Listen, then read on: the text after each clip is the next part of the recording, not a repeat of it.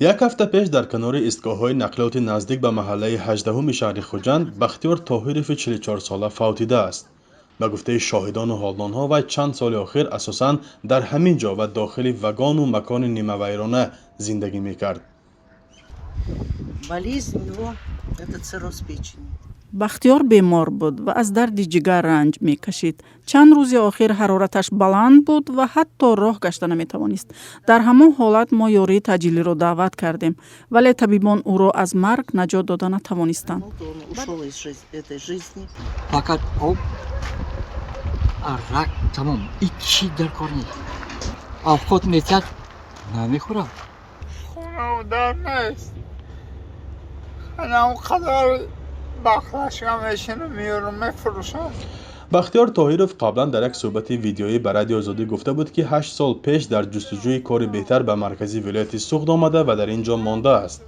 همسر و 3 کودک دارد ولی برای خوراندن و پوشاندن آنها امکان ندارد. به نقل خود او وی کفشیرگر بود و مدت در نیروگاه سنگتوده نیز کار کرده است.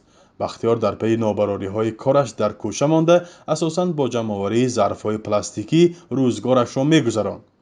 دوستانش میگویند که وی خواهر و برادر داشت ولی از برگشت به نزد آنها خودداری میکرد. پس از نشر گزارش رادیوی آزادی درباره بی‌سرپناهان که بختیار یکی از آنها بود، کاربران شبکه‌های اجتماعی و مهاجران به یاریش شتافتند، اما باز زندگی پیشینش را اختیار کرد. Ну вот за одну неделю, вот прошлую неделю, 2 человека у нас умерли на улице. танҳо дар як ҳафта 2 нафар аз чунин ашхос дар кӯча фафтидаанд. яке ҳамин бахтиёр ва дуюмин Алек ном дошт. бахтиёр зодаи Кӯлоб ва Алек аз Душанбе буданд. Алек дар соҳили баҳр ҷон бохт ва ҳамагӣ 26 сол дошт. мушкили онҳо дар он буд ки хеле зиёд арақ менӯшиданд. албатта хеле ҳайфи одам меояд ба чунин одамон, вале бояд инҳоро табобат кард ва ба зиндагии муқаррарӣ баргардонд. Во-первых, надо их лечить от алкоголизма. سازمان محلی دیار در آخر ماه سپتامبر سال 2021 با کمک بنیاد نوتابنه و اختیاریان شخصان بی‌سرپناه را در سوخت معین کرد و در میان آنها پرسش گذراند.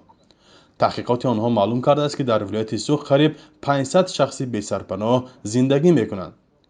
مؤلفان تحقیقات میگویند 2 سال آخر تنها در شهر خوجند 30 شخص بی‌خانمان در کوچه و گرش‌ها و جایهای دیگر فوتیدند که سن میانه آنها 35 بوده است.